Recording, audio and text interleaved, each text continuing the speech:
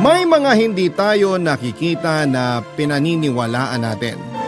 Pero may mga nakikita naman tayo na hindi natin mapaniwalaan. May kakilala tayo na kahit alam natin na nagsisinungaling ay pinaniniwalaan natin at may mga hindi tayo kilala na kahit harapan ang nakikitang totoo ang sinasabi ay pinagdududahan pa din natin. Ikaw kabarangay, gaano ka kadaling maniwala sa mga bagay na sinasabi sa iyo ng taong hindi mo kilala? Dear Papa Dudut, ako po si Pedro pero mas kilala ako sa tawag na Lolo Pete. Kaya yon din ang itawag mo sa akin.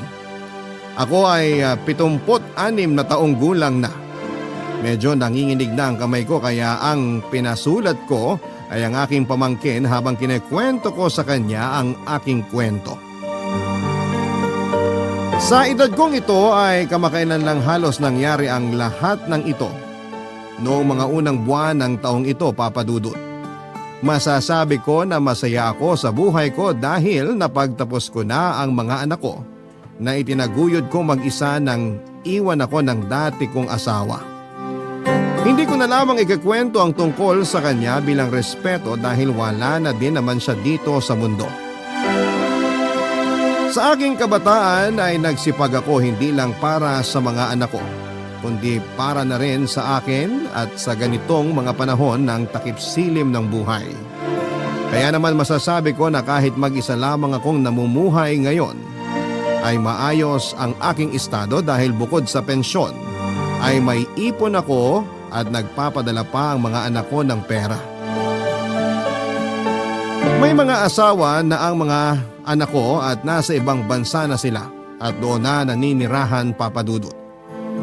Sinabi ko naman sa kanila na hindi nila kailangang magpadala dahil sapat naman ang aking pera. Pero mapipilit sila kaya hindi ko na din kinontra. Baka sabihin nila ay nag-iisip bata na ako. Alam mo yon, matigas ang ulo. Biro lang. Kinukuha naman ako ng mga anak ko dahil nasa iba't ibang bansa silang tatlo. Ay ayoko magdesisyon kung kanino ako sa kanila sasama para patas. Ayoko namang maging parang basketball na pagpapasapasahan nila. At higit sa lahat ay ayoko din na makaabala sa kanila dahil pamilyado na sila. Kaya naman masaya akong naninirahan dito sa atin ng mag-isa. Madalas kong kasama ang aking best friend mula pa noong nasa mataas na paaralan na kami. Magugulat ka dahil ang aking matalik na kaibigan ay hindi lalaki kundi isang babae. Siya si Leticia, pero mas kilala naman siya bilang Lola Letlet.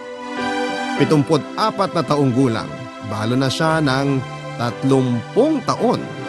Hindi sila nagkaanak kaya gaya ko ay mag-isa na lamang din si Letlet at gaya ko ay maganda din ang naging pag-iipon niya.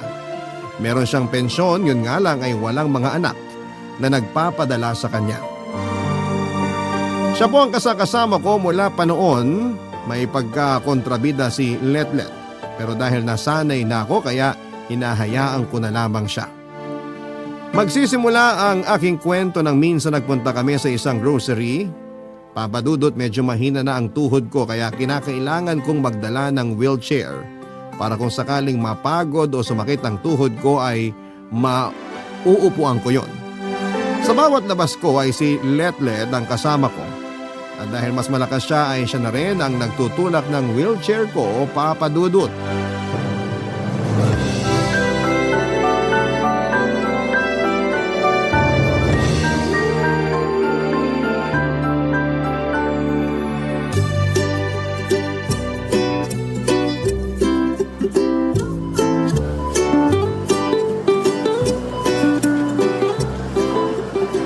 Abutin mo nga yung gatas. Bakit ako? Ikaw ang nakatayo eh. Ay, alam mo naman na 5 pulgada lang ang taas ko. Paano ko maaabot yan? Kahit tuntungan pa kita sa wheelchair mo, hindi ko pa rin maaabot yan. Bakit kasi yung nasa itaas ang aabutin mo? Ayan sa harap mo, may mga nakalagay naman dyan. Yung turo mo kasi nasa itaas. Sana ito nang tinuro mo. Ayan ka na naman, si Katwiran. Porke napahiya ka. Ako pa napahiya. Eh, sinong napahiya sa atin? Alam mo, halika na.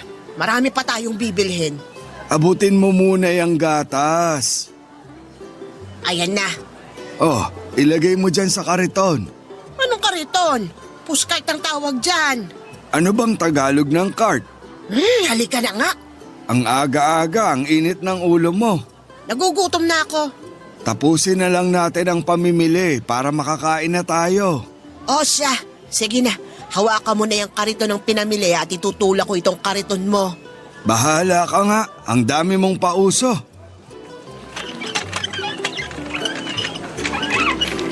Ay, ano ba? Ay, patawad. Patawad? Ang laki ng lugar tapos babanggain mo ko. Hindi ko kasi napansin eh. Ano ba kasi ang nakasakay ka sa wheelchair tapos may tinutulak ang pushcart? Ano yan, tren-trenan? Hindi, Tsubibo. Ang talas naman ng dila mo. Bakit, nahiwa ka? Hindi, gusto kong hampasin ng sangkalan. Let. Ano? Anong pangalan yan? Let, bakit? Let? Ano ka, elementary? Ano bang pakialam mo sa pangalan ko? Bakit ikaw? Anong pangalan mo? Bakit ko sasabihin? Uy! Takot sabihin, palibasa, mabantot siguro. Let, tama na yan.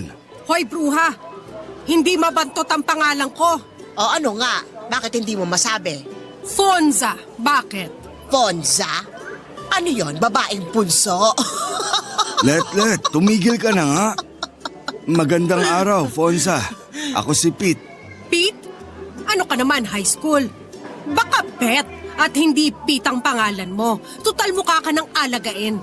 Pete ang pangalan niya. Bakit ka ba nakikialam? Kung Pete pa lang pangalan niya, dapat ang pangalan mo Feet. Mukha kang paa. Ha! Mas mukha kang kilikili ng taong hindi naligo ng 4 na buwan. Sira ulong matanda to ah. Oy, mukha matanda ka naman. Bakit ikaw ba teenager? Ang init-init. Naka-overall na kurduroy. Anong overall na kurduroy? Hindi ako naka-overall at lalong hindi ako nakakurduroy. Ay, oo nga, sorry ha. Balat mo pala yan. Abat, Ano? Let, tama na. Pasensya ka na, Fonza ha. Gutom lang si Let. mukha nga. Anong ibig mo sabihin? Eh di isipin mo. Wisit kang mas matanda ka ha? Let, tara na.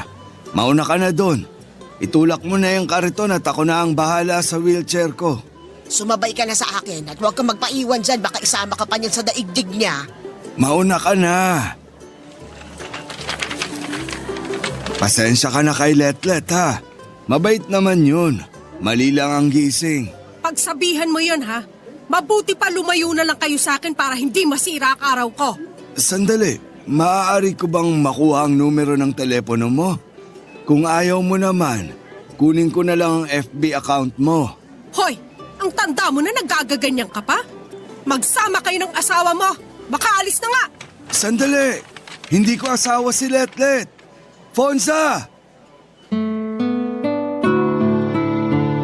Kahit malakas pa ang boses ko ay parang hindi na ako nadinig ni Fonza.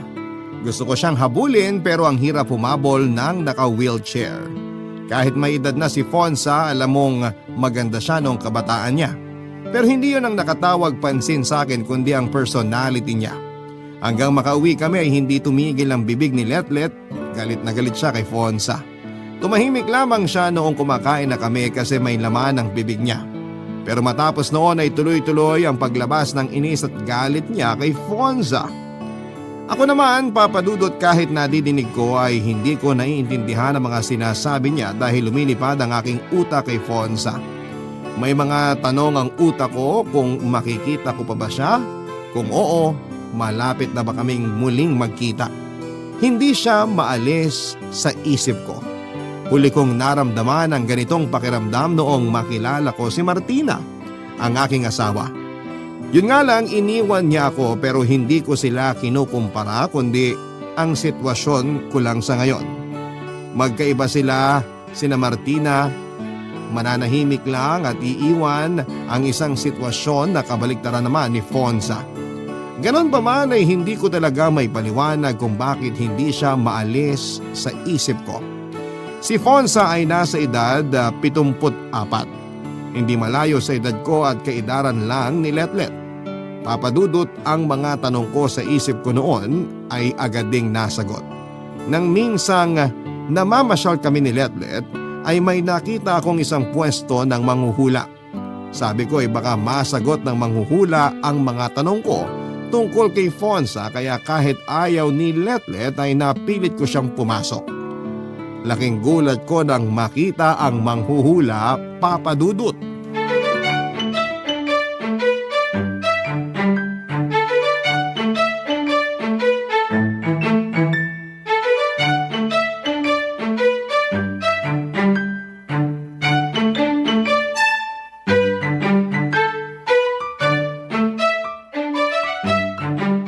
Halika na. Sandali lang naman tayo. Oh, ayan, walang tao. Sandali lang, lalabas na. Oh, kita mo, may tao. Bakit ba kasi kailangan mo magpahula? May gusto lang akong malaman. Kung may gusto kang malaman, hanapin mo sa libro, hindi sa manghuhula. Alam mo, samahan mo na lang ako. Wala namang mawawala. Anong wala? Mawawala ang pera mo. Para kang naghagis ng pera sa ilog. Bakit naman ako maghahagis ng pera sa ilog? Bahala ka nga, namimiloso po ka na naman. May kukunin lang ako sa kotse, sandali lang. Oo, dito lang ako. Fonza, Madam Fonza, ikaw ang manghuhula? paano mo nahulaan? Manghuhula ka rin? Hindi. Biro lang. Ano bang maipaglilingkod ko sa'yo? Ha? Anong ha? Sabi ko, ano bang tanong mo? Nanghuhula ka? Yan lang ba ang tanong mo? Ang sagot ay oo. Nanghuhula ako dahil ako si Madam Fonza, isang manghuhula. Ang liit talaga ng mundo. Pero sana malaki ang tip mo. Ha? Oo naman. Pwes huhulaan na kita. Sige. Tingnan ko ang palad mo. Pete, ano, tapos ka na ba? Ay, nandiyan na pala yung manghuhula. Teka, kilala kita. Ikaw yung bruha sa grocery. Letlet. Paumanhin, hindi kita kilala. At wala akong balak na makilala ka. Nakikita ko na hindi masaya ang kabataan mo. Ano? Bruha ka talaga? Bruha.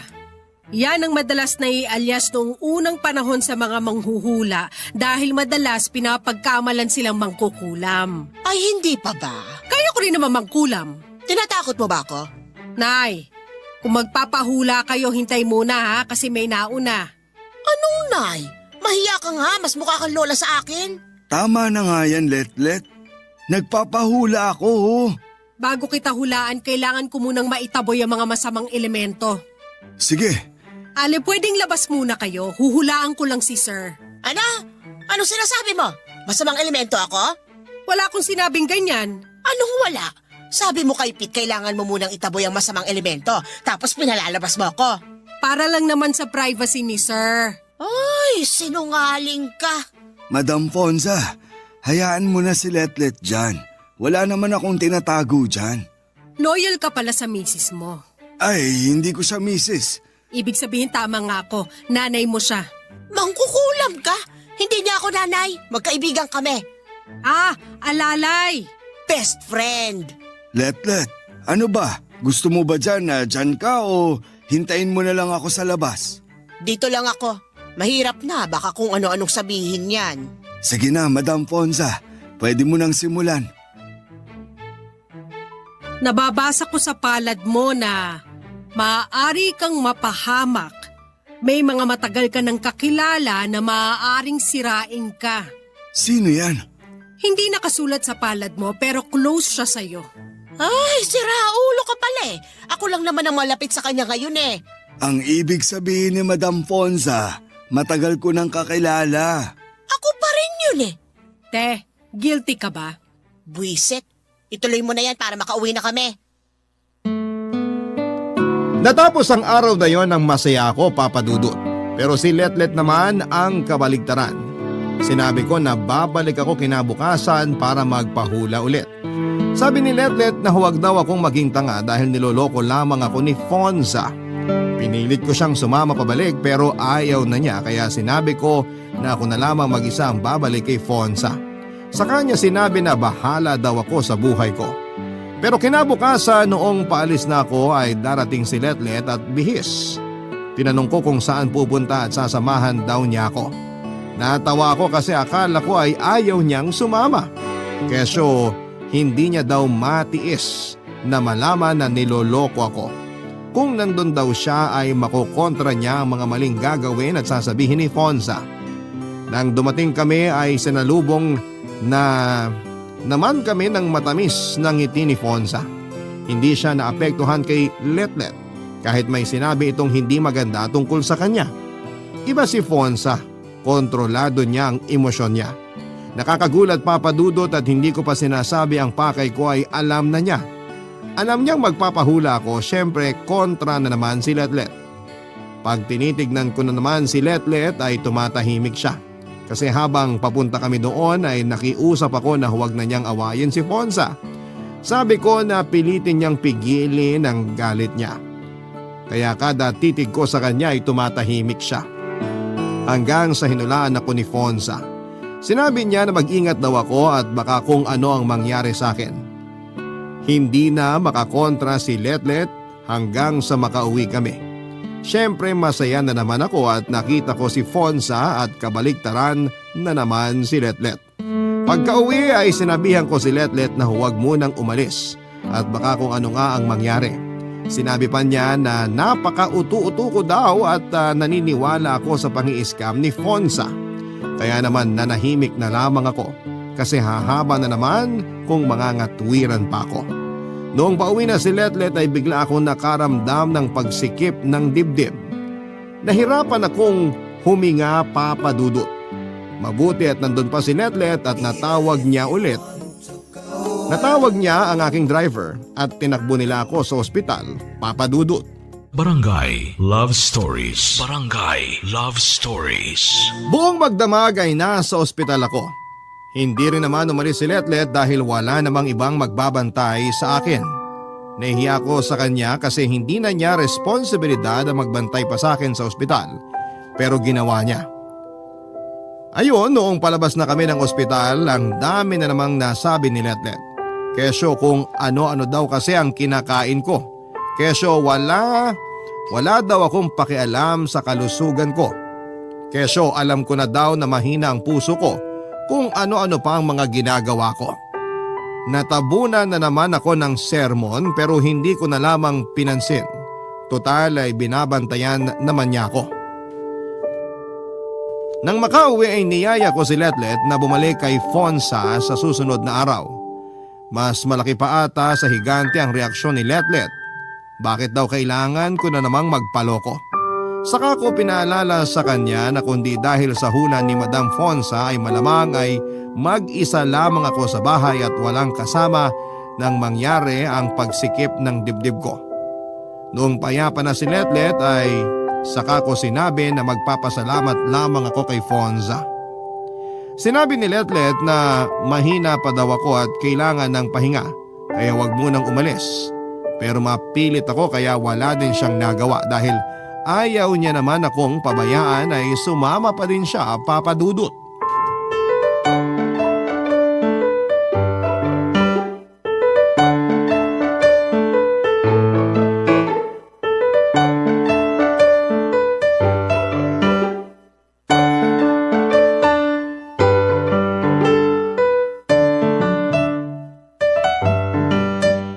Magandang umaga, Fonza. Madam Fonza. Ay, oo nga pala, Madam Fonza. Bakit ba Fonza? Ano ba yan? Alias mo ba yan? Bakit? Pinakialaman ko ba kung bakit Letlet ang pangalan mo? Dahil Leticia ang buong pangalan ko. Bakit hindi Isyang? Mas bagay sa edad mo. Ang luma mo? Ano to? Dekada 60, 70 at 80? Yung mga babae nga ang pangalan na ng lalaki. May George, Alex, Tom at kung ano-ano pa. Pero babae sila ha? Dami mong sinabi. Bakit hindi mo masabi ang totoong pangalan mo? May pinagtataguan ka ba? Wanted ka ba? Yung imahinasyon mo rin, iba, no?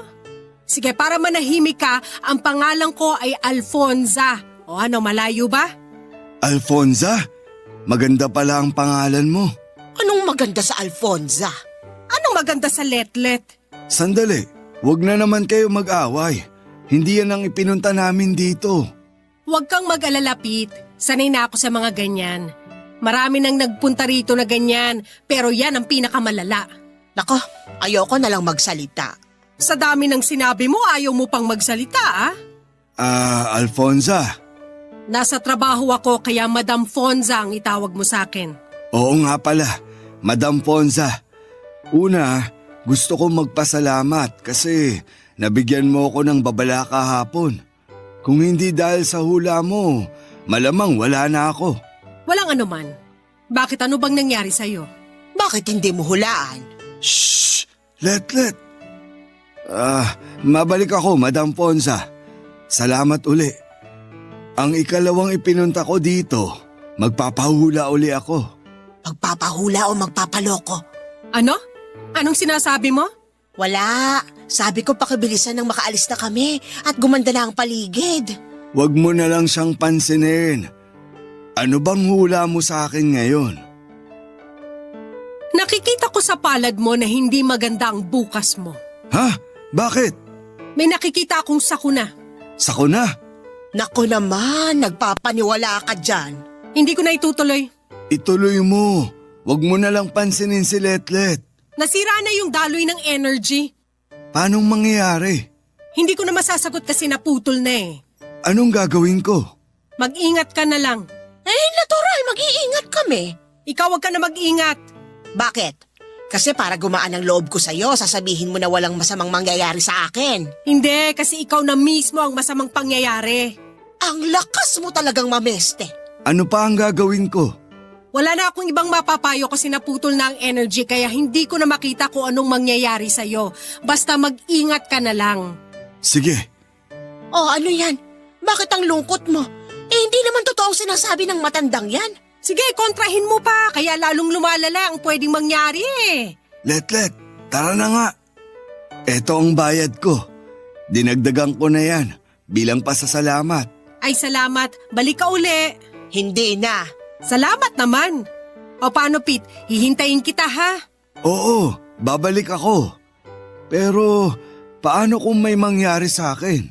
Ito, hindi ko ginagawa to sa iba. Pero dahil mabait ka, pwede kitang bentahan ng pangontra. Ayun! Kapal din naman. Sige, wag na. Bahala kayo. Hindi, bibili ako. Nirarakit ka na lang ng scammer na yan. Hindi na ako magbebenta ng pangontra. Pero paano ako? Hindi ko na masasagot yan. Ang arte mo naman. Magbenta ka na lang nang makaalis na kami. Hindi na. Babayaran ko kahit magkano. 5,000 eh. 5,000? Ano ba yung pangontra mo? Ililigtas ang buong mundo? Di wag na. Bumili ka na, Pete, para makaalis na tayo. Ibibigay ni Fonza ang isang bato. Siyempre, kinontra na naman ni Letlet na kapareho daw ng panghilod niya sa bahay. Sa totoo lang, Papadudot ay mukhang panghilod naman talaga pero gano'n naman minsan ang mga pangontra. Yung kilala ko nga ay kuko ng baboy ramo ang pangontra niya sa mga negatibo. Inuwi ko sa bahay ang bilog na batong yon. Sinabi ni Madam Fonza na ilagay ko daw sa ilalim ng unan ko pag uwi ko na agad ko namang ginawa. Siyempre muli si Letlet ay hindi naubusan ng sarili niyang pangontra. Kung ano-ano ang mga negatibong sinabi tungkol kay Fonza at sa mahiwagang bato. Noong magdilim na ay sinabi ko kay Letlet na magpapahinga na ako. Sabi niya ay doon din siya magpapabukas. May isang kwarto po pala sa bahay na si Letlet lang ang gumagamit pag nandun siya. Kahit 3 bahay lang ang layo ng bahay niya sa akin ay may sarili siyang kwarto sa bahay ko. Kasi madalas dati sa tuwing magkwekwentuhan kami inaabot ng pagod ay tinatamad ng umuwi si Letlet. Kaya doon na siya natutulog. Kaya sinabi ko na mauuna na akong matulog pero alam ko na matutulog doon si Letlet. Hindi dahil sa pagod na siya, kundi dahil kinakabahan siya sa hula. Ang dami niyang kontra sa hula pero siya naman ang mas naniniwala na baka mangyari ang sinasabi ni Fonza. Kinabukasan ay nagising kami ng walang aberya. Ayon na naman si Letlet kesyo hindi naman daw totoo ang sinabi ni Fonza dahil wala namang nangyari. Kaya ipinaalala ko sa kanya na meron akong pangontra kaya hindi nangyari ang kinakatakutan namin. Hindi pa din nagpatalo at sinabi pa ni Letlet na hindi ang pangontra ang pumigil kundi wala naman talagang mangyayaring masama. Tinanong ko siya na kung wala akong pangontra ay okay lang ba sa kanya na mangyari ang masamang hula. Saka siya tumahimik at niyaya na lamang akong mag-almusal. Nagluto na pala siya. Bumalik ako kay Fonza matapos makakain pero hinintay ko munang makauwi si Letlet para hindi na siya sumama. Sa pagdating ko doon ay sinimulan ko na ang talagang pakay ko sa pagtungo ko doon, Papa Dudut.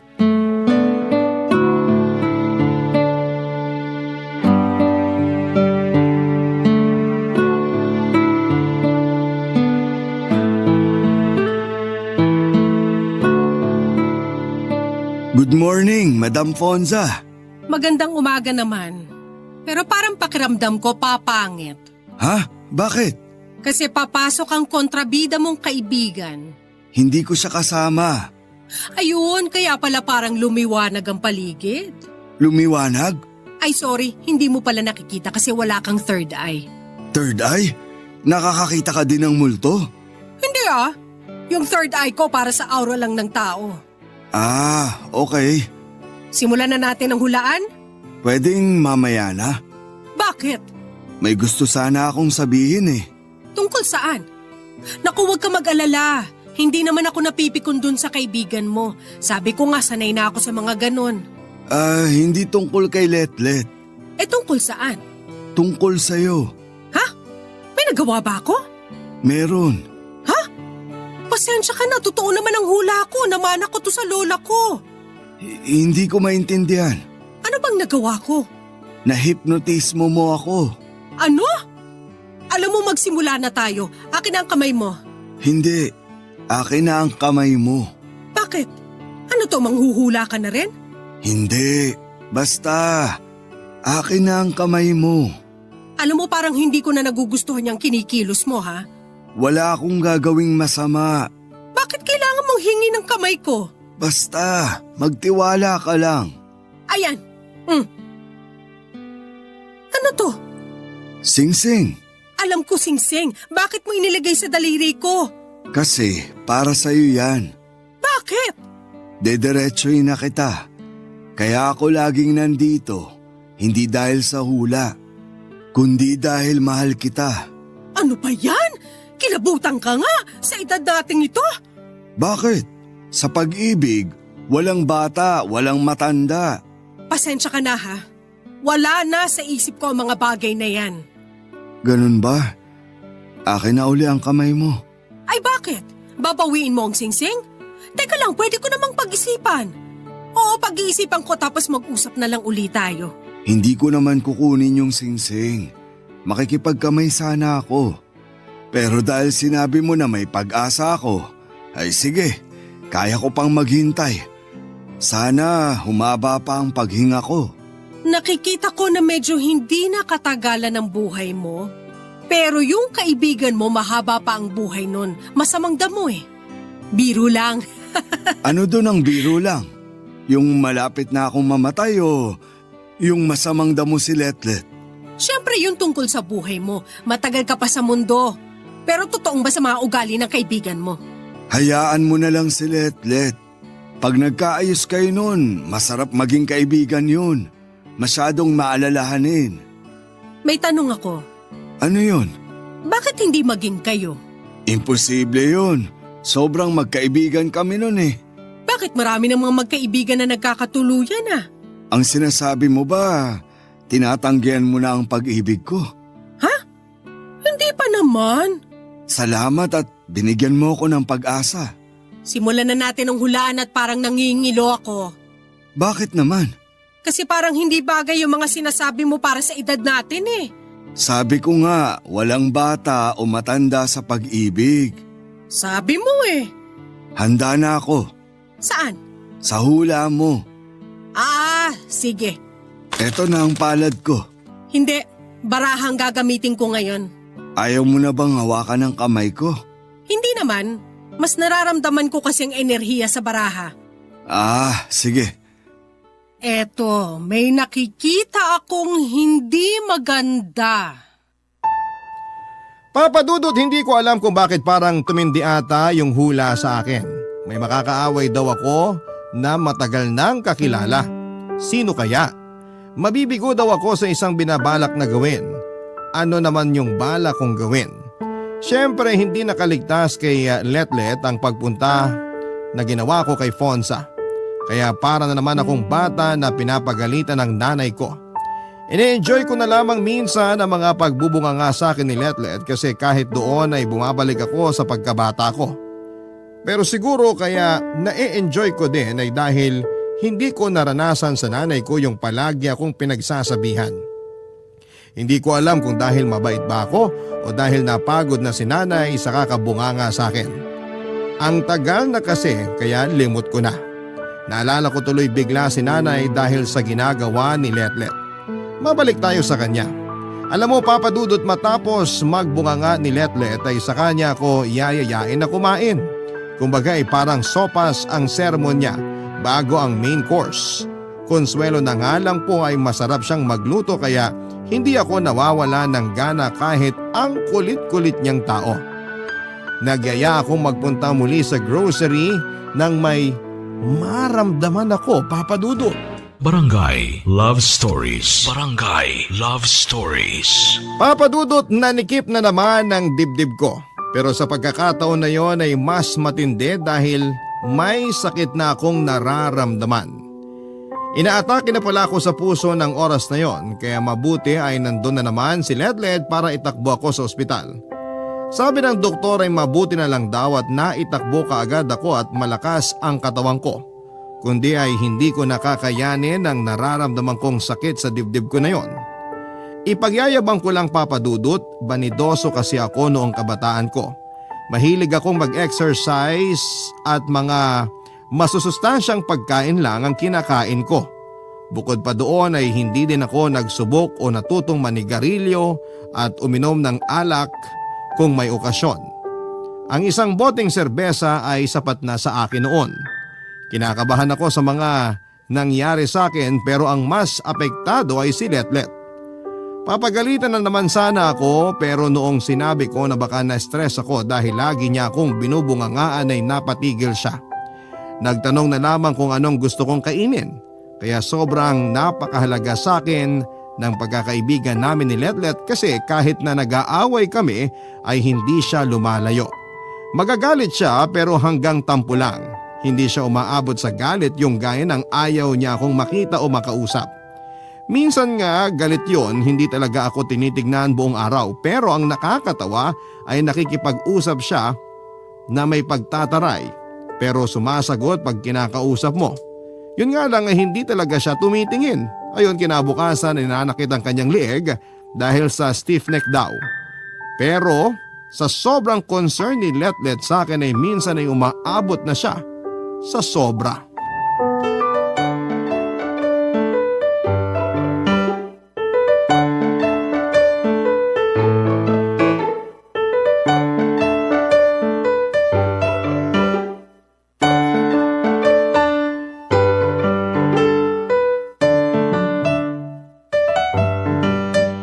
Magandang hap. Ay, hindi pala. Anong hindi? Tinatanong mo pa. Oy, kung pumapangit ang hapon mo, ako, wasak na wasak ang araw ko pag nakikita kita. Kita mo to. Ang lakas din naman ng tama mo, no? Lugar ko to. Pupunta ka rito, tapos sinong inaasahan mo na nandito, si Barbie Fortesa? Natural ako makikita mo. Nya, nya, nya, nya, nya. Ano ka, 4 na taong gulang? Umayos ka nga. Wala kang pake. Alam mo, ayaw kitang kausap. Nasa nasipit ang tagal namang pumasok. Wala si Pete. Ako lang nagpunta. O kita mo? Ang dami mong kontra, magpapahula ka rin pala. Hindi ako magpapahula. Ay bakit ka nandito? Gusto kitang makausap. Ay paano kung ayaw ko? Bastos ka kung ganon. Bastos agad? Hindi pa pwedeng busit muna sa'yo? Aba, ikaw pang may ganang mabwisit. Nag-a-addict ka ba? Baka ikaw. O siya, tapusin na natin to. Anong sasabihin mo? Layuan mo si Pete. Ay, asawa? Huwag kang piloso pa, Fonza. Iba din ang linyahan mo eh. Tumigil ka na. Ano bang problema mo? Alam ko na inaakit mo lang si Pete para makakuha ng pera niya. Wow naman, judge ka ba? Masyado kang judgmental ah. Kunyari ka pa, totoo naman, di ba? Kung yan ang pinaniniwalaan mo, ikaw ang bahala. Tapos, hindi ka ba nahihiya ng loloko ka? Hindi lang si Pete, kundi pati ang iba pang mga nagpapahula sa'yo. Wala akong niloloko. Sinasabi ko lang ang nakikita ko. Pwes, sinasabi ko din ngayon ang nakikita ko. Nakakakita ako ng manloloko. Scammer! Magdahan-dahan ka ng pananalita mo ah. Masakit ba? Hindi ako nasasaktan dahil walang totoo sa sinabi mo. Siguro ginamitan mo ng itim na mahika si Pete kaya balik ng balik dito, no? Itim na mahi ka agad? Hindi ba pwedeng ganda ko ang binabalikan niya? Kapal mo. Ano ba kasing problema mo? Ikaw, O wag kang pumunta rito para hindi ka namumroblema. yung pagpunta-punta ni Pete dito ang problema ko. O problema mo naman pala, bakit hindi mo lutasin mag-isa? Lubayan mo na siya. Itong pwesto ko nakatayo dito sa lugar na to. Anong gusto mo, ilipat ko tong buong bahay, mapagbigyan ka lang? Oo, Luka-luka, hindi ko gagawin yon. Sino ka, MMDA? aminin mo na. Niloloko mo lang ang mga nagpapahula sa'yo. Kung manloloko ko, dapat noon pa hindi na nagbabalikan pa yung mga nagpapahula sa akin. Kasi nga kinukulam mo. Ikaw kaya kulamin ko? Subukan mo. Teka, nasan ba yung karayom ko? Hayop kasi sigaw ako. Anong ginagawa ko sa'yo? Kukulamin mo ako. Hinahanap mo na nga yung karayom mo. Lakas talaga ng tama mo. May tatahiin ako kaya ako hinahanap yung karayom. Sinungaling ka talaga. Ikaw ang kulit mo. Pwede ba umalis ka na, baka may dumating na magpapahula? Layuan mo na si Pete, ha? Ikaw ang magsabi sa kanya. Sabihin mo huwag na siyang pupunta rito. Siraan mo na ako para lang mapapayag mo siyang huwag pumunta rito. Talaga? O ayos na tayo? Oo, diyan ka na. Sandali, Bakit? Anong gagawin mo? tumahimik ka nga. Ibibigay ko lang tong singsing na bigay ni Pete. Pakisoli na lang sa kanya. Akin na. Adios. Papadudot nang ibalik sa akin ni Letlet ang singsing ay nagulat ako kung bakit nasa kanya yon. Sa kanya inamin ang nangyari na pagsugod niya. Papadudot sa unang pagkakataon ay naggalit ako ng totoo kay Letlet. Hindi niya dapat ginawa yon. Tinutulungan niya lang daw ako, saka ko sinabi sa kanya kung gaano ko kamahal si Fonza. Alam kong hindi ako sigurado kung maibabalik ni Fonza sa akin ang pagmamahal na yon. Pero sana'y hinayaan niya na si Fonza ang magsabi ng damdamin niya. Hindi yung pinilit niyang ipaamin ang gusto niyang aminin ni Fonza. Saka sinabi ni Letlet na kung talagang mahal ko si Fonza, dapat noon pa ay pinigil ko na ito sa ginagawa niyang panluloko. Papadudot, nanguhula lang naman si Fonza. Kung may mga palpakman o halos palpakman ang hula niya ay hindi dapat ikagalit sa kanya. Kasi hula lang naman ang lahat. Ibig sabihin ay hindi sigurado. Nakita ko na dinamdam ni Letlet ang mga nasabi ko pero hindi ko naman yon sinasadya. Dala lamang ng galit ko yon. Pero unang beses kong nakitang ganon si Letlet. Nagpaalam siya ng nanginginig ang boses at napansin kong nangingilid na ang luha. Nagilty ako noon. Ako naman yata ang sumobra ng oras na yon. Pinilit ko siyang tawagin pero diretso siyang umalis. Pauwi sa bahay niya.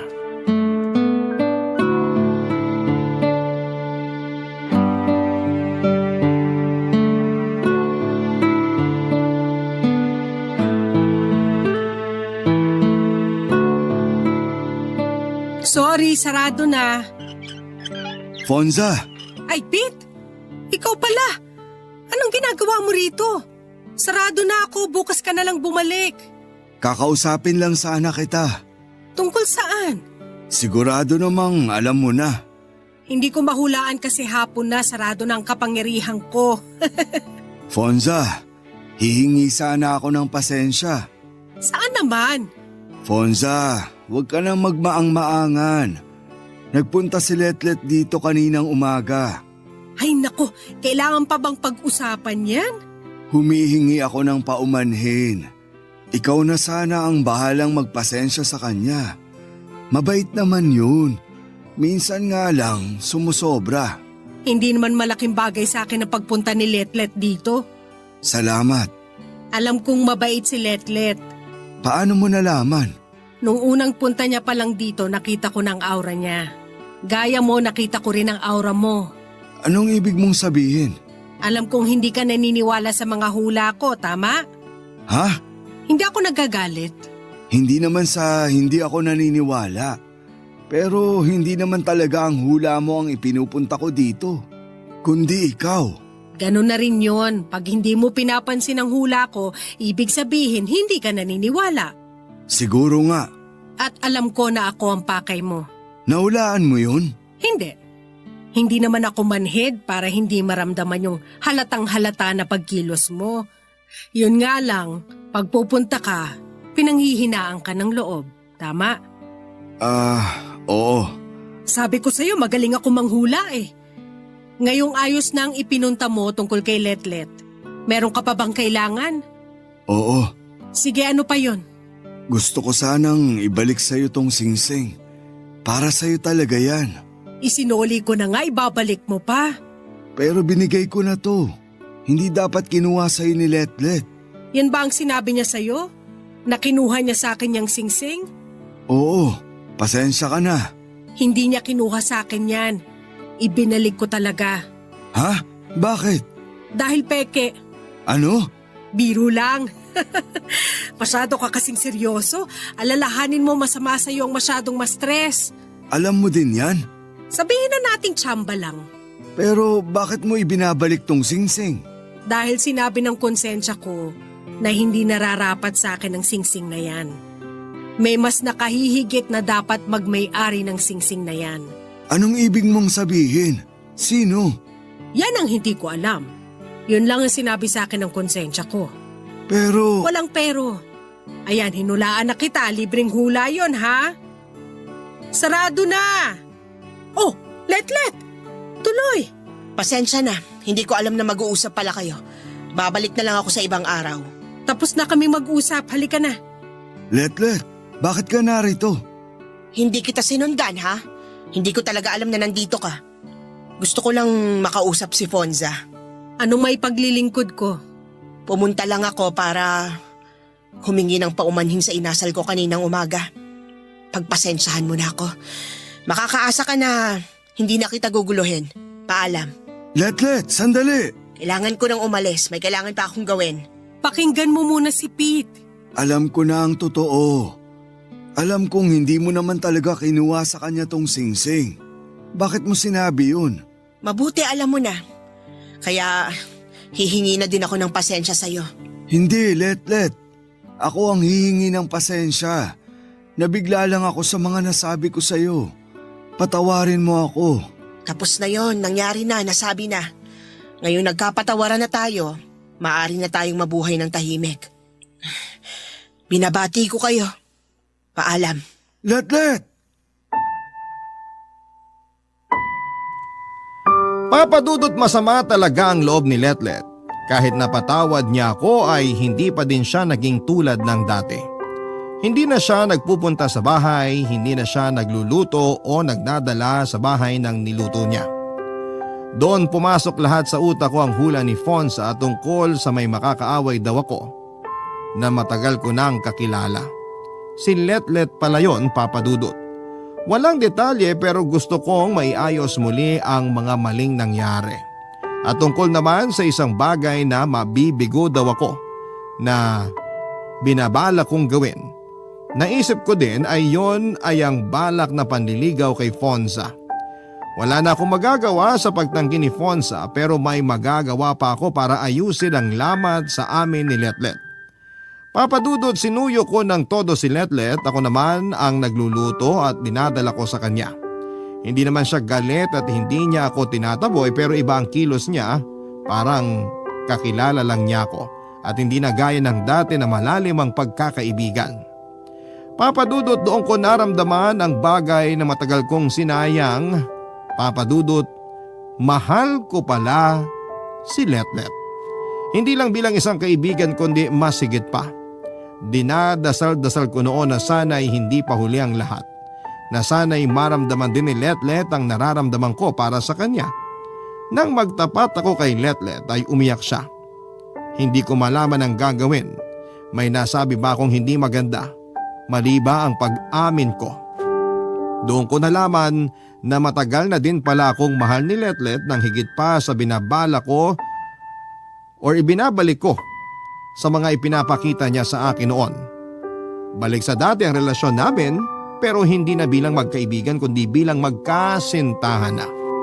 Marami na ang hindi na mangyayari para sa relasyon namin. Pero ang importante ay kung gaano kami kasaya sa isa't isa ay sapat na. Naging kaibigan namin si Madam Fonsa na madalas na ding nai-invite sa bahay para kumain at magkwentuhan at hindi na rin talaga naghahanap ng karelasyon si Fonsa. Masaya na siya kung ano ang meron siya. Isang beses habang kumakain ay biglang nanghula si Fonsa na may nakikita siyang malaking selebrasyon. At sa nakikita niya ay lamang daw ang kulay puti sa paligid.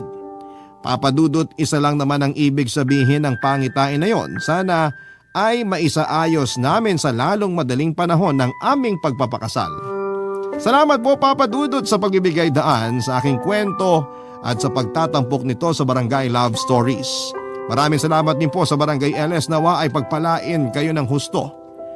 Ang inyo pong forever kapuso at kabarangay, Lolo Pete. Mahirap para sa atin ang palayain ang mga bagay at tao na alam nating nagbibigay ng saya sa atin. Mga tao o bagay na inaakala nating makakatulong para mabigyan tayo ng ngiti sa buhay. Ikaw kabarangay, kaya mo bang magpalaya ng isang tao o bagay na nakasanayan mo nang nagbibigay sa iyo ng saya? Dear Papa Dudut, ako nga pala si Jill, 36 years old at taga dito sa Pampanga. Isa na akong single mom mula pa last year. Iniwan ako ng aking live-in partner na si Richard. Mas matanda siya ng 5 years sa akin. Buong buhay ko ay nilapag ko na sa kanya at lahat ng desisyon ko ay lagi ko siyang kinukonsider. Kahit na alam ko namang na hindi siya ganon ka-attach sa akin.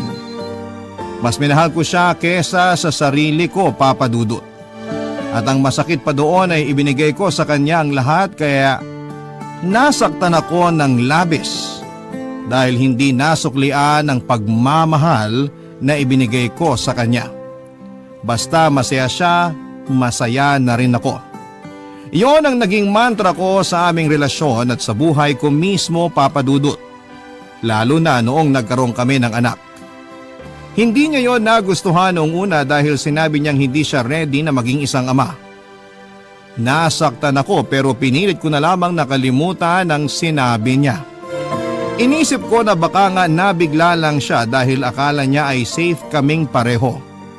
Pinagpills kasi niya ako dahil hindi pa talaga siya ready na magkaroon ng anak. Kaya lang ay gusto ko na talagang magkaroon kami ng pamilya. Kaya hindi ako nagpills ng halos 1 buwan. Hindi naman niya ito nalaman at sinubukan ko namang ipaliwanag na hindi naman 100% effective ang pag-inom ng pills.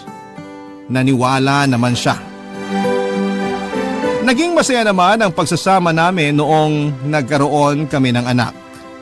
Nakita ko namang masaya siya at mahal niya ang anak namin. Kaya lang ay hindi ko masyadong ramdam na pumapantay sa akin ang pagmamahal niya. Doon ako nalungkot pero pinilit ko na lamang na itago. Nagstay naman kasi siya sa akin so inisip ko na lamang na mahal din niya ako. Mas mahal ko nga lang siya. At Papa Dudut, napatunayan ko ang totoo na mas mahal ko siya dahil isang araw, pinili niyang iwan ako. Isang araw ay pinakitaan niya ako ng lakas ng loob para sabihin sa akin ang katotohanan na hindi na niya ako mahal. Pinatunayan niya sa akin ang mga kutob ko na hindi ganon kalalim ang pagmamahal niya para sa akin. Hindi ko kaagad yon na proseso, Papa Dudut. Nasaktan ako sa pagiging honest niya at minsan ay hiniling ko na sana'y nagsinungaling na lamang siya sa akin, Papa Dudut.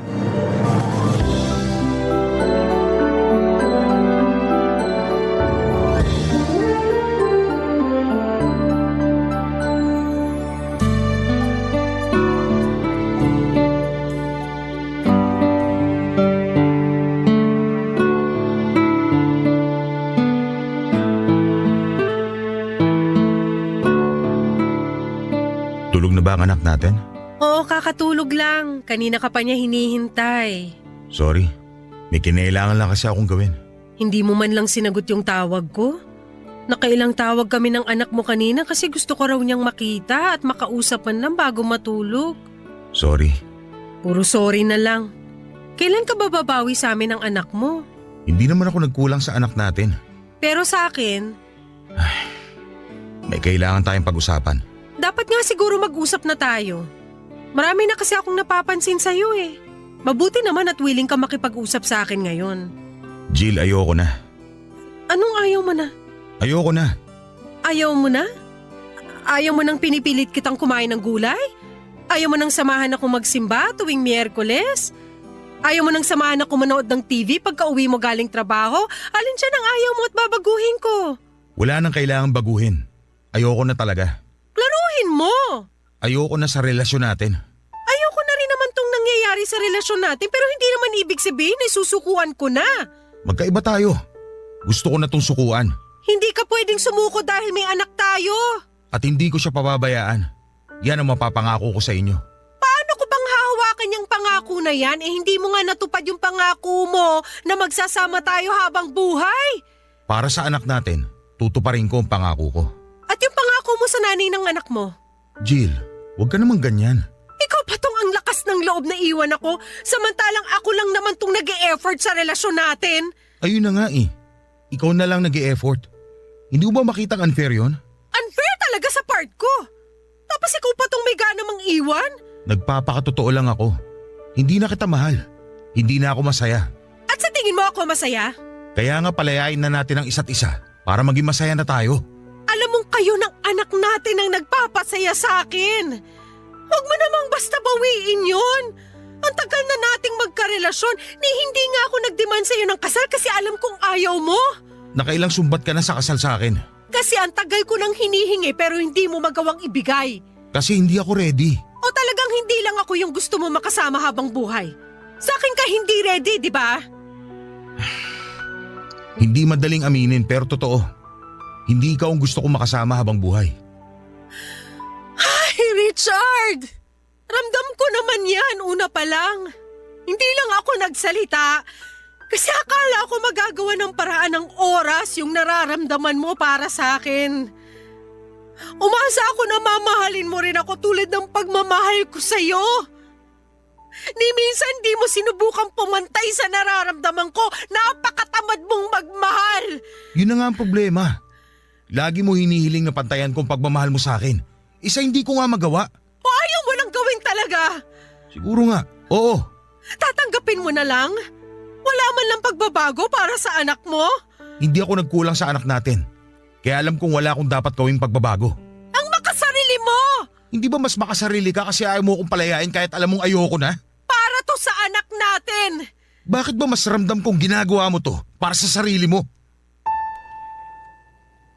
Hindi ako nakasagot dahil alam kong yon ang katotohanan. Totoo ang sinabi ni Richard na kaya ko siyang gustong magstay ay para sa akin at hindi para sa anak namin. May parte sa puso ko na ginagawa ko ang pagmamakaawa kay Richard para sa anak namin.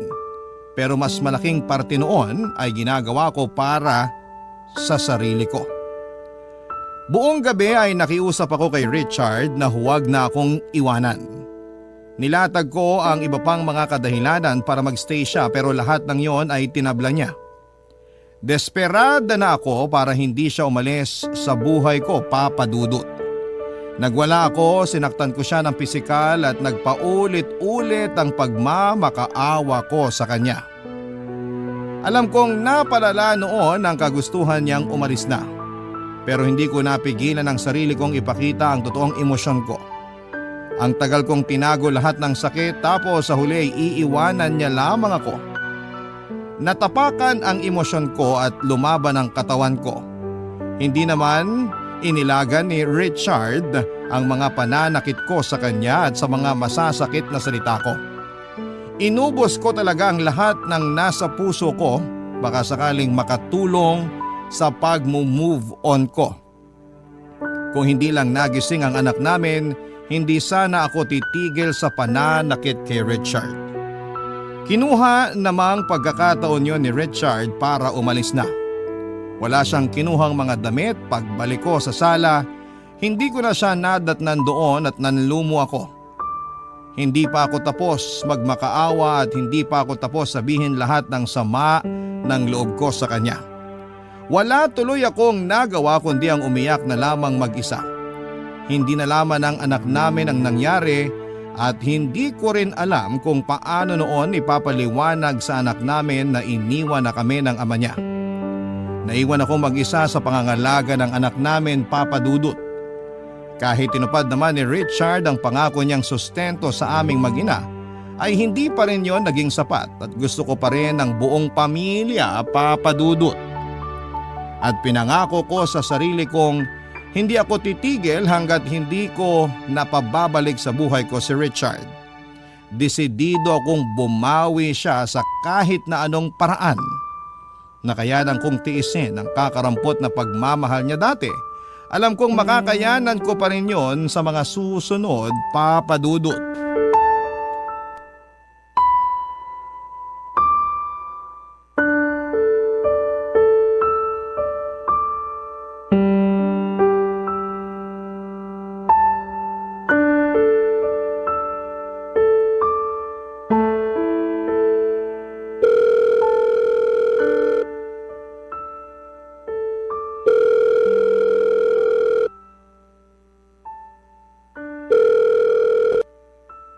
Hello? Hello, Richard. Bakit? Magtatanong lang sana ako kung kailan ka magpapadala ng sustento sa amin ng anak mo. Di ba alam mo naman na ang regular schedule ang padala ko? Kino-confirm ko lang baka kasi may pagbabago. Wala nagbago. Ganun pa rin. Kung meron man, magsasabi ka agad ako sa'yo. Paborito mo pa rin ba yung ginataang tulingan? Ano? Naisip ko kasing magluto nun eh. Pwede ko namang ihatid sa'yo ngayon. Ako lang naman ang pwedeng kumain nun dito sa bahay. Naisip ko lang i-share sa'yo.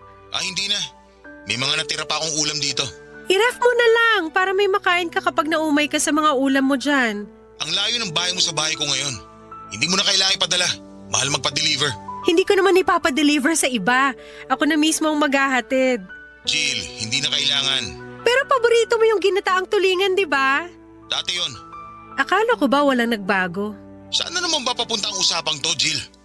Baka lang lumamig na ang ulo mo sa akin at naisip mo magkaayos na tayo. Sabi ko na eh. So ano nang sagot mo? Kailan mo gustong pag-usapan tungkol sa pagbabalikan natin?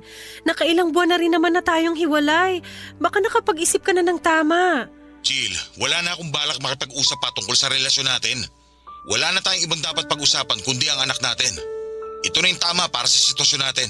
Para rin naman sa anak natin tong ginagawa ko ah. Huwag mo namang gamitin ang anak natin para makuha mo ang gusto mo. Hindi ko ginagamit ang anak natin. Gusto ko lang makita mo ng mas maayos na kailangan ka ng anak mo. Kaya nga ginagawa ko pa rin ang best ko para sa kanya kahit hindi na tayo nagsasama sa iisang bahay. Pero hindi ba't mas magiging maganda para sa kanya na kasama ka namin sa iisang bubong? Hindi mo ba naisip yun? Hindi na tayo pwede magsama. May babalik ko rin ang pagmamahal mo para sa akin. Magbabago ko para sa'yo. Lahat ng ayaw mo sa akin tatanggalin ko. Gumawa ka ng listahan. Alam ko na karami na ako sa'yo. Hindi na maibabalik ang pagmamahal ko sa'yo kasi may iba na ako. May iba ka na? Sorry kung hindi ko agad nasabi sa'yo. Pero nagsasama na kaming dalawa ng bago kong girlfriend. At mas pinili mo siya kaysa mabigyan ng masayang pamilya ang anak mo? Kaya pa rin nating mapasaya ang anak natin kahit hindi na tayo magkasama. Hindi mo kasi maintindihan! Ikaw ang hindi makaintindi. Ilang buwan na tayong hiwalay, pero hindi mo pa rin magawang tanggapin. Kasi para tayo sa isa't isa! Yan ang binuo mong idea sa ating dalawa. Pero Jill, hindi na tayo para sa isa't isa una pa lang. Alam mo yan.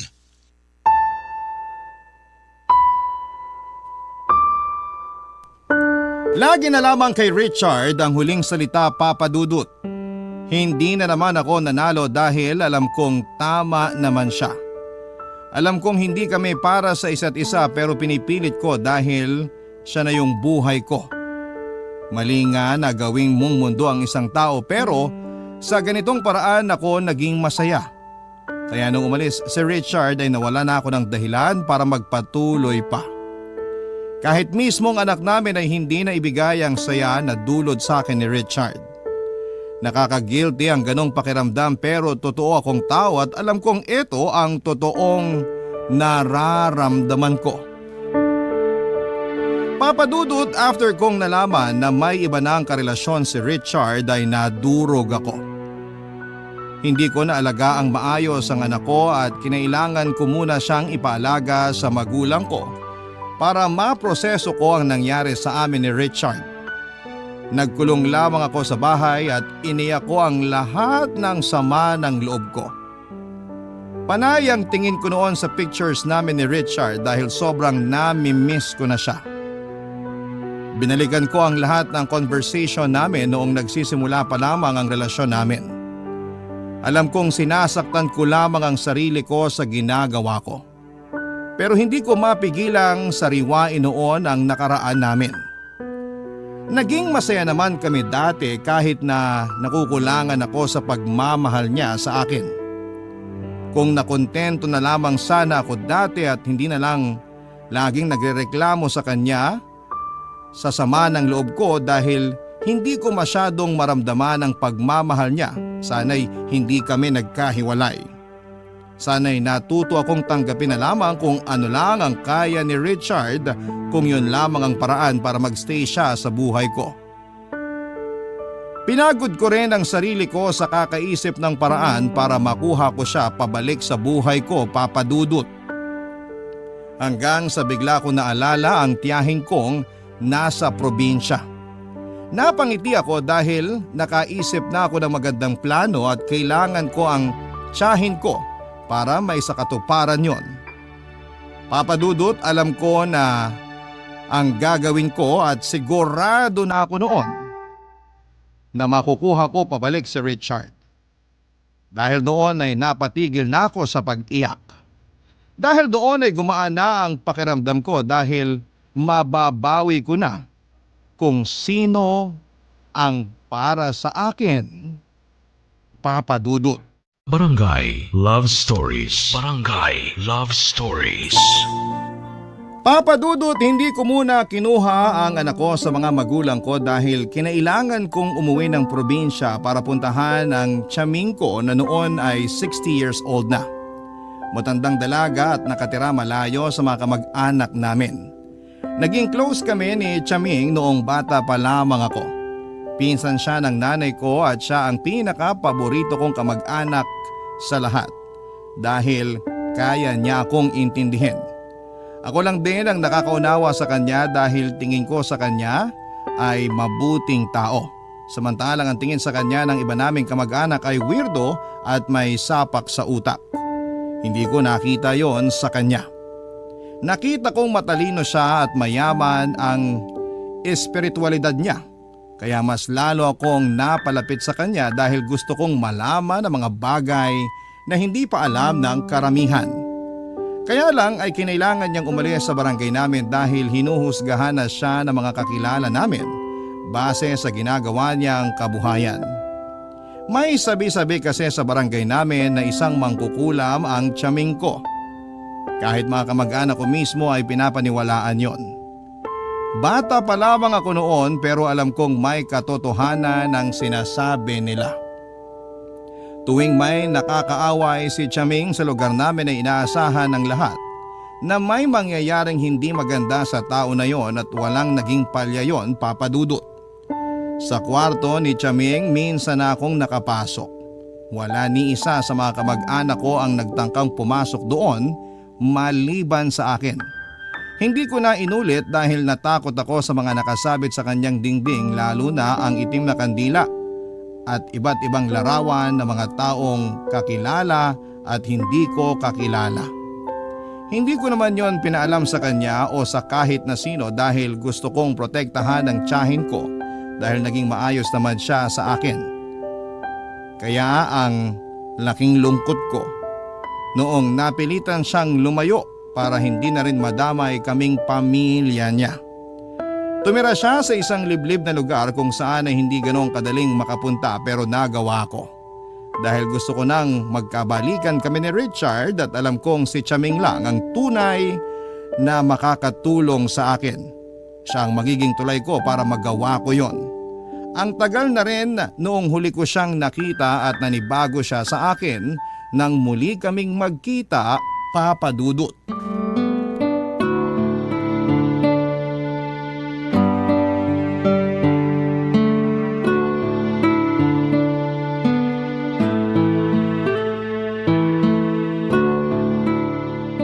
Oh, Jill, hindi kita halos nakilala ah. Marami talaga nagagawa ang oras sa tao, Chaming. Sa akin ba anong nagawa ng oras sa itsura ko, ha? Parang umatras ang oras sa inyo. Bumabata kayo tignan, ah. Eh, hindi ba halatang may 20% na discount na ako sa mga kainan? Naku, mukha lang kayong may discount sa jeep. Ano yon, senior citizen discount? Student discount! Ay naku, ang batang ito. Lumaking bolera. Nagsasabi lang ako ng totoo. Nagsasabi ka lang ng ganyan kasi mukhang may kailangan ka sa akin, ano? Paano nyo alam? Iba talaga ang powers mo. Hindi na kailangan ng espesyal na kapangyarihan para malaman kung may kailangan sa akin ng isang tao. Una, binola mo ako. Pangalawa, dinayo mo ako. Hala? Una, nagsasabi lang ako ng totoo. Pangalawa, naalala ko lang kayo kaya bigla ko kayong dinalaw. Matanda na ako pero hindi ako uto-uto. Halos 2 dekada kang hindi nagparamdam sa akin ah. Tapos bigla kang susulpot. Sabihin mo na lang ang totoo. Hindi naman sasama ang loob ko eh. May kailangan nga po ako. Oy, ano ba yun? Magpapatulong lang sana ako. Kung uutang ka, wala akong may bibigay sa'yo ha? Hindi pa nga ako binabayaran ng mga nagpagamot sa akin eh. Hindi po ako uutang pero may gusto rin akong ipagawa sa inyo. Handa ako magbayad. Eh ano ba yun? May nangkulam ba sa'yo? May nagkagustong kapre o tikbalang? Nausog ka ba na matandang dalaga? Gusto ko lang bawiin ang asawa ko. Sino nang gayuma sa asawa mo? Wala po. Gusto kong gawan niyo ako ng gayuma para bumalik siya sa akin. Sigurado ka ba? Siguradong sigurado. Wala akong ibang gustong mangyari ngayon kundi ang magkabalikan kami. Akin siya eh. Akin! Nasasaktan ka lang ngayon at hindi pa sanay na hiwalay na kayo. Pero balang araw, magiging ayos ka rin. Makakahanap ka rin ng iba. Makakalimutan mo rin siya. Hindi, Chaming. Gusto ko sa akin lang siya. Akin lang si Richard. Walang ibang dapat makinabang sa kanya kundi ako lang at anak namin. May anak na kami. Di ba dapat sa amin lang siya at hindi sa ibang babae? Ay, may anak na pala kayo. Oy, kaya naman pala. Matutulungan niyo ba ako? Para sa apo ko sa'yo, abay gagawin ko. Epekto kaya? Magkakahiwalay sila ng bagong karelasyon niya? Kung hindi ka maniniwala, hindi epekto yun. Pero paano kung Magkakahiwalay silang dalawa. Maniwala ka sa akin. mamahalin din kaya niya ako ng sobra? Tulad ng pagmamahal ko sa kanya?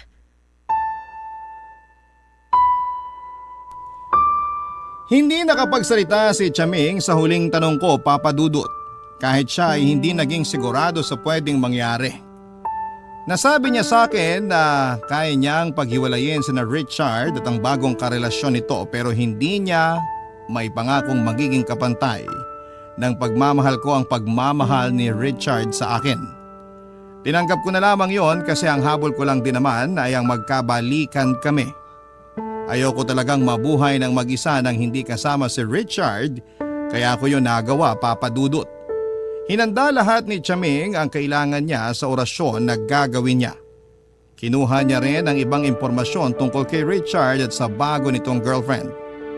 Mabuti na lang at nag-stalk ko ang bagong girlfriend ni Richard kaya ako nalaman ang lahat tungkol sa kanya.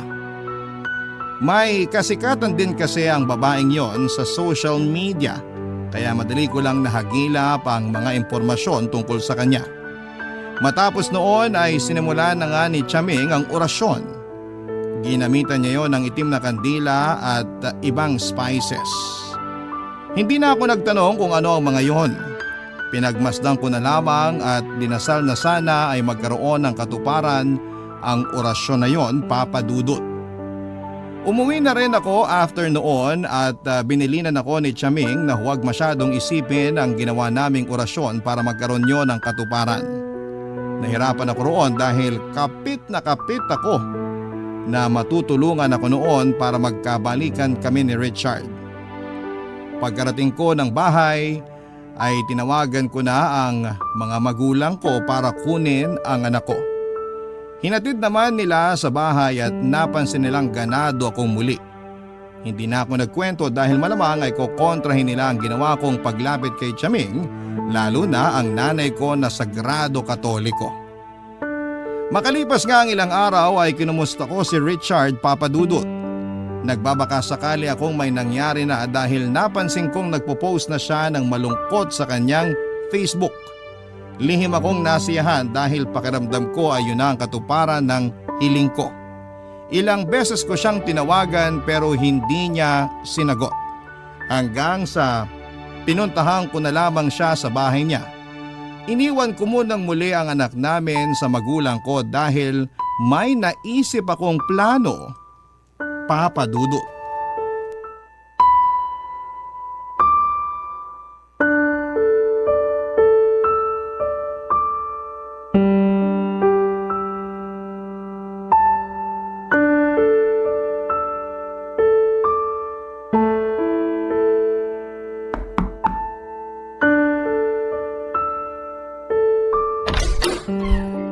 Oh Jill, anong ginagawa mo rito? Kanina pa ako tumatawag sa'yo, hindi mo man lang sinagot. Pwede mo naman kasi i-text na lang kung ano man yung kailangan mo. Magre-reply naman kagad ako pag di na ako busy. Alam mo namang hirap ako mag-text, di ba? Ano ba kasi yun? Hinahanap ka kasi ng anak natin. Namimiss ka, gusto ko raw makita. Tatawag ako mamaya sa kanya. Wag muna ngayon, please. Bakit? Ano ba nangyayari sa'yo? Wala. Napansin ko pa na yung post mo ng malulungkot sa Facebook ah. Wala yun. May problema kayo ng girlfriend mo? Hindi ko alam. Ah, may problema nga kayo. Okay lang ba kung umalis ka na muna? Kailangan ko lang mapag-isa. Dapat nga may kasama ka ngayon para mabigyan ka ng tamang advice. Lalabas naman kami ni Arthur mamaya para mag-inuman. Ayos na ako ron. Iba pa rin kapag may kausap ka ngayon lalo't babae ako.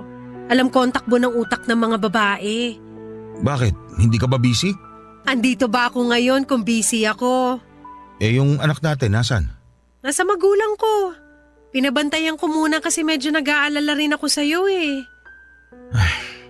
Liga, pasok ka. Salamat. Upo na rin ako ah. Pili ka lang ng gusto mong maupuan dyan. Kukuha lang ako ng kape. Ay, okay na. Mag-usap na lang tayo ngayon. Maupo ka na rin. Halika, tabihan mo ako. Paano ba to? Anong paano ba to? Paano mo ako matutulungan sa girlfriend ko? Nagtalo na lang kami bigla dahil sa sinaing. Inaway niya ako. Inaway ko rin siya. Dahil lang sa sinaing? Alam ko ang babaw. Pero hindi ko maintindihan yung sarili ko kung bakit ako sumabog ng ganun. Asan siya ngayon? Umuwi muna siya sa magulang niya. Hiwalay na kayo? Nakipag-cool off siya sa akin. Pero makikipagayos ako. Alam mo kung ako sa'yo, wag na. Yan ang ibibigay mong advice sa akin? Kasi naman kung sa maliit na bagay lang ganyan na kayo magtalo. Paano pa kaya kapag malalaking pagsubok na? Tama ka naman. Kaya lang. Gusto mo ba dalhin ko muna rito ang anak natin para malibang ka? Pwede naman. Kaya lang, lalabas kami ni Arthur mamaya eh. Pwede namang dito lang din ako para pag umalis ka, may magbabantay sa anak natin. Tapos uuwi na lang kami kinabukasan. Ayos lang ba? Parang hindi magandang idea yan. Ay nako, naka-move on na ako sa'yo no. Walang halong mali siya tong pagstay ko rito kung yan ang iniisip mo. Gusto ko lang makatulong. Tsaka pag malungkot ka, maapektuhan yung pakikitungo mo sa anak natin. Bilang nanay, ayoko namang mangyari yun. So ginagawa mo lang to para sa anak natin? Oo naman. Sabi ko nga sa'yo, naka-move on na ako sa'yo.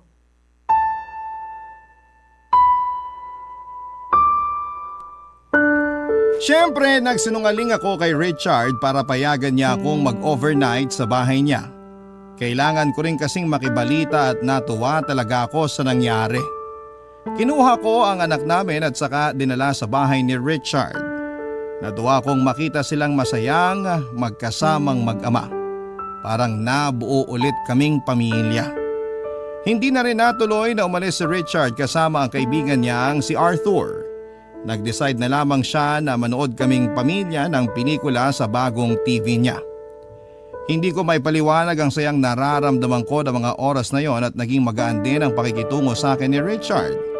Kaya naman alam kong nag-work talaga ang orasyon na pinagawa ko kay Chaming. Hindi rin niya hinawakan ang cellphone niya buong magdamag na kasama niya kami. Kaya alam kong hindi sila nagkausap na dalawa ng girlfriend niya. Papadudod sa pagdaan ng mga araw, nakibalita pa rin ako kay Richard, hindi pa rin daw sila nagkakaayos ng girlfriend niya. Ramdam kong balisa si Richard at ayon kay Chaming, parte raw yon ng ginawa niyang orasyon. Hindi rin nag-attempt na lumapit si Richard sa girlfriend niya at hindi raw niya maintindihan kung bakit. Dati naman daw ay si Richard ang nagpapakumbaba sa tuwing may maliit silang away. Pero noong pagkakataong yon ay nagbago na ang lahat. Hindi na raw naramdaman ni Richard na kailangan niyang lumapit sa girlfriend niya. Naramdaman daw niya na nababalisa siya sa tuwing naiisip na kausapin ang babaeng yon. Isa na namang senyales na epektibo ang ginawa ni Chaming. Kaya naman nagpapasalamat akong muli sa tiyahin ko. Ang kailangan ko na lang hintayin ay ang pagbabalik ni Richard sa aming mag-ina. Hindi ko pa ramdam na nagbalik na ang pagmamahal niya sa akin, pero sabi nga ni Chaming, kailangan ko lang magtiwala sa hiwaga ng gayuma. Barangay Love Stories. Barangay Love Stories. Masaya ako na nadagdagan na rin ang atensyon ni Richard hindi lang sa anak ko kundi maging sa akin din. Kinilig ako sa tuwing kinukumusta ko ni Richard, Papa Dudut. Lagi na rin niyang hinihiram ang anak namin at dumadami na ang oras niya sa aming mag-ina. Kaya naman nagpapasalamat talaga ako na lumapit ako kay Chaming. Wala pa rin akong nabalitaan kung nagkakausap pa rin ba sina Richard at ang girlfriend niya. Kailangan ko na lang silang mapaghiwalay ng totoo para matapos na ang kalbaryo ko at makapasok na akong muli sa eksena. Alam ko namang alanganin pa rin si Richard sa gagawin noon sa relasyon nila. Ramdam ko pa rin naman noon na may pagmamahal pa rin siya sa babaeng yon. Ang maganda lang sa nangyayari noon, di gumagawa ng paraan si Richard para magkaayos sila ng girlfriend niya. Pasensya na ha kung hindi ko magawang banggitin ang pangalan ng girlfriend ni Richard dahil kapag naririnig ko yon ay nababalisa din ako.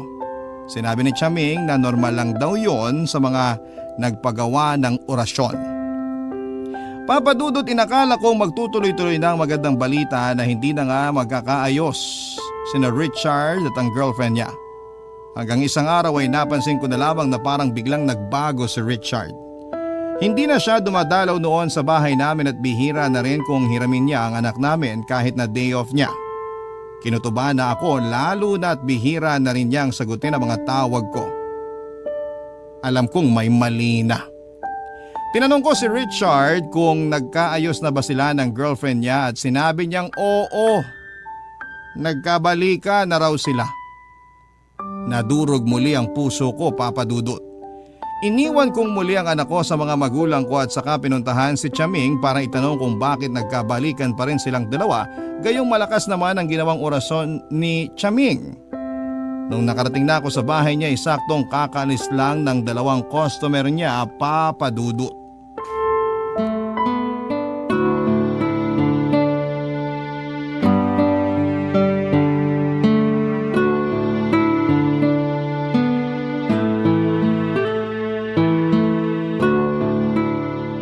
Customer mo ba yung mga umalis, Chaming? Ay oo. Yung isa nagpagawa ng orasyon para lumakas ang negosyo niya. Yung isa naman nagpahula. Nanguhula ka na rin pala? Ay hindi pa ganun kapulido. Kaya nga ang hingi ko lang, madalas donasyon lang. Papahula pa naman sana ako. Ay saka na kapag magaling na ako talaga. Tsaka nanghihina pa ako ngayon eh. Hala, ayos lang po ba kayo? Dumagsa kasi ang mga customer mula pa kahapon. Bentang-benta pala kayo eh. Irekomenda ko nga kayo sa mga kakilala ko sa amin sa Pampanga. Ay sige nga para makadagdag sa pagpapagawa ko ng bahay. Maliit lang din kasi ang sinisingil ko sa mga customer ko. Akong bahala sa inyo, basta tulungan nyo rin ako kay Richard. O di ba hindi nga't natulungan na kita noon? Nagkahiwalay na sila ng nobya niya, hindi ba? Nagkahiwalay lang pansamantala pero ngayon nagkabalikan ulit sila. Ah, ganun ba? Effective yung orasyon na ginawa nyo para maghiwalay sila eh. Pero bakit nagkabalikan ulit? Hindi ba dapat hindi na? Dahil kumukupas din ang gayuma o kahit anong klase ng orasyon. Bakit di niyo sinabi sa akin? Ay hindi ba? Hindi ko ba nabanggit? Ang importante ngayon alam mo na. Paano to, Chaming? Kailangan ko magkahiwalay ulit sila. Tulungan niyo naman ako. Tinulungan na kita nung minsan. Nanghihina ako ngayon. Baka isara ko muna itong bahay ko para sa mga ganyan. Ako na magpapagawa ng bahay niyo. Paghiwalayin niyo lang sina Richard at yung girlfriend niya. Sigurado ka ba? Opo, basta maibabalik niyo sa akin si Richard. Akin siya eh, akin! Hindi mo naman kailangan ipagawa itong bahay. Pero ayos naman sa akin kung magbabayad ka bilang kailangan ko rin makabawi sa mga espiritong gabay ko na tumutulong sa akin sa proseso. Kahit magkano pa yan? Sige, gagawin ko sa Biyernes. Lalo't bilog ang buwan nun. Malakas ang epekto kapag sa araw na yung ginawa ang orasyon. Chaming, tuloy-tuloy lang ha. Tatawagan ko kayo kapag kumukupas na yung orasyon para magawa niyo ng paraan. Siya, sige.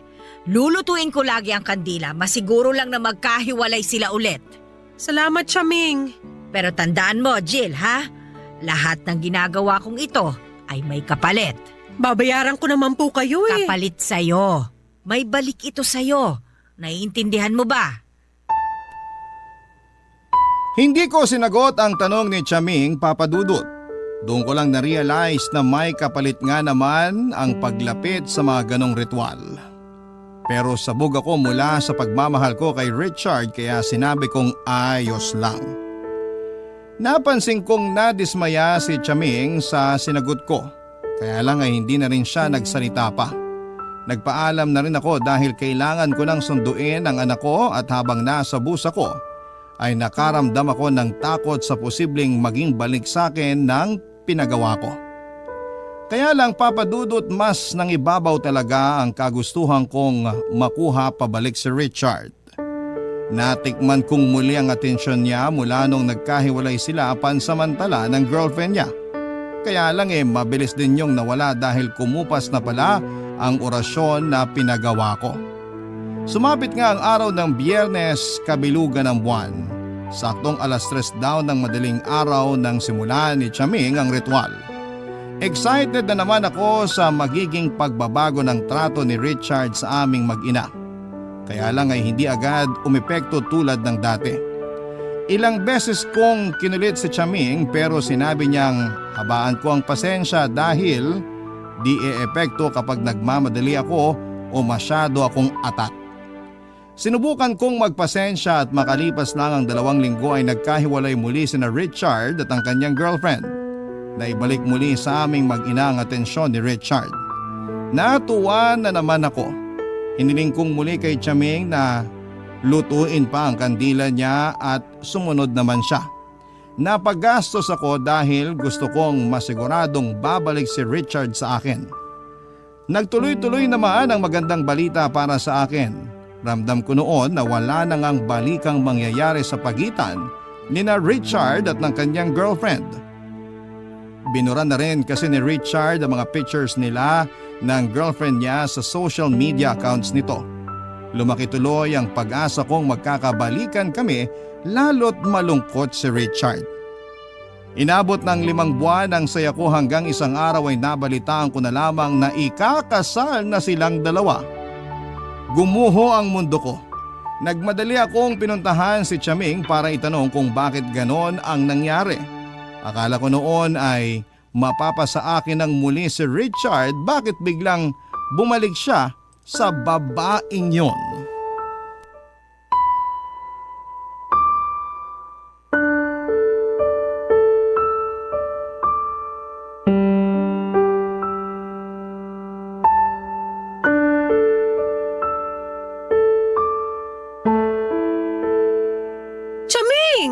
Ikakasal na si Richard at ang girlfriend niya.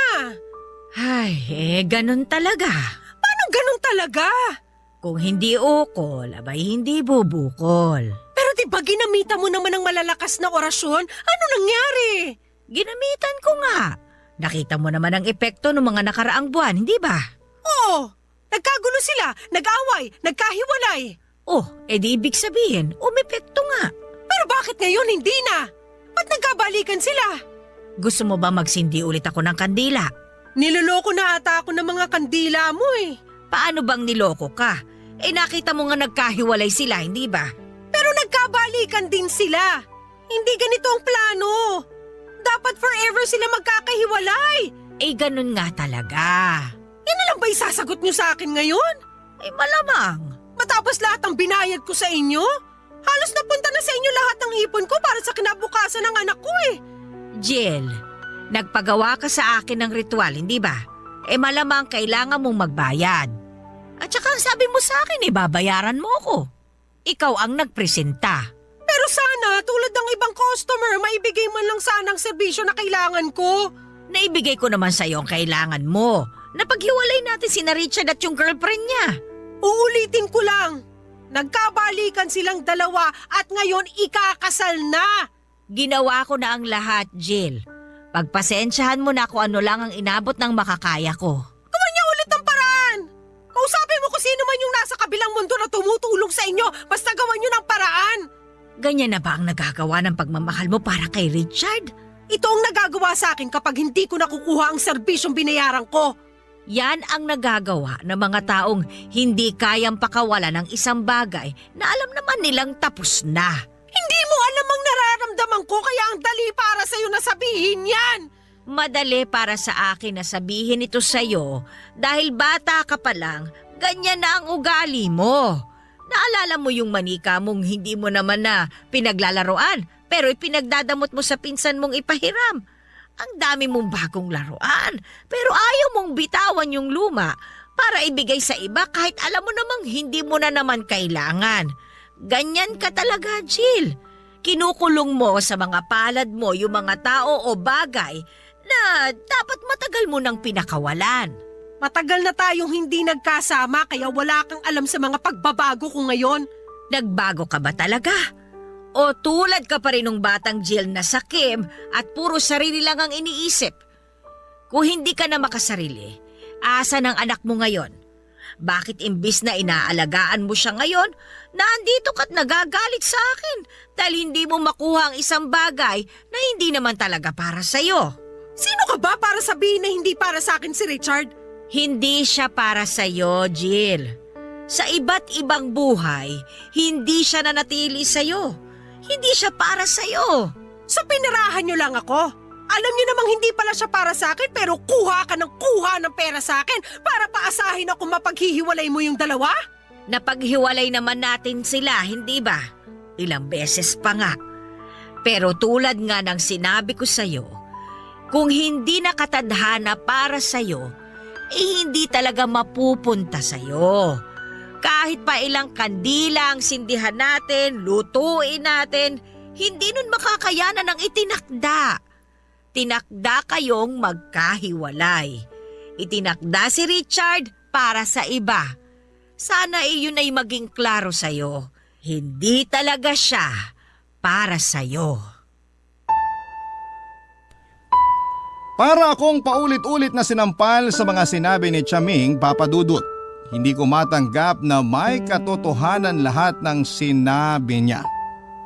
Ilang beses nang pinatunayan sa akin ng tadhana na hindi kami ang itinakda para sa isa't isa, pero patuloy ko yung nilabanan.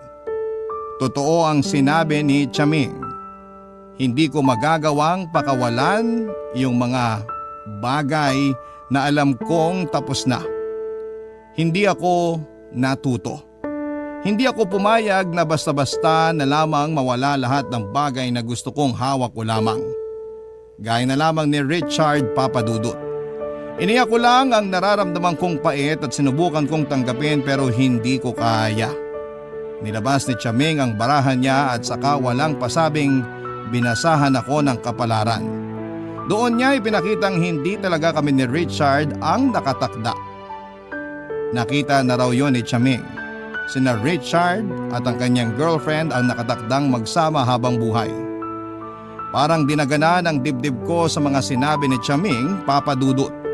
Hindi madaling tanggapin ang katotohanan. Pero nung hinawakan niya ang kamay ko at sinabing merong bagong darating, at yun na nga ang para sa akin. Ramdam ko ang sincerity sa mga mata ni Chaming at sinabi niyang paparating na ang para sa akin. Kung magagawa ko lang bitawan ang hindi na para sa akin. Papa Dudut, hindi na ako umulit pa na magpagawa ng orasyon kay Chaming. Tinanggap ko na lamang ang katotohanan, hindi para sa akin, kundi para sa anak ko. Minessage ko si Richard at sinabi kong kailangan ko munang malayo sa kanya para makapag-move on. Inamin kong may pagmamahal pa rin ako sa kanya at hindi madali na malamang ikakasal na siya sa iba. Kailangan ko lang ayusin ang sarili ko at intindihin ang anak ko.